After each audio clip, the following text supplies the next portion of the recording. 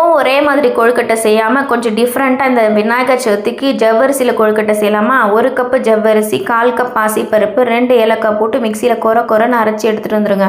இப்போ ஒரு பேனில் 2 டீஸ்பூன் நெய் ஆட் பண்ணிவிட்டு இந்த அரைச்சிருக்கிற மாவையை 5 நிமிஷம் பச்சை வாசனை போகிற வரைக்கும் நல்லா வதக்கிக்கோங்க. 3/4 கப்பு வெல்லம், 1/2 கப்பு தண்ணீர் போட்டு வெல்லத்தோடு அந்த தண்ணி கரைஞ்சா போதும். அதை ஜாகரி சிரப்பை இந்த மாவோட கொஞ்சமாக ஆட் பண்ணி கட்டியில்லாத மாதிரி கலக்கி எடுத்துகிட்டு வந்துடுங்க. இப்போ 1/2 கப்பு தேங்காய் துருவல் ஆட் பண்ணிவிட்டு அதையும் ஈவனாக மிக்ஸ் பண்ணிவிட்டு இந்த மாதிரி பதத்துக்கு வந்ததுக்கப்புறம் மாவை ரெடி பண்ணி வச்சுக்கோங்க. அதுக்கு கொஞ்சமாக மாவு எடுத்து ஃபஸ்ட்டு நல்லா ரவுண்டு ஷேப்பாக உருட்டிட்டு அதுக்கப்புறம் இந்த மாதிரி வீடியோவில் காட்டுற மாதிரி மோதக ஷேப்பை உருட்டிக்கோங்க.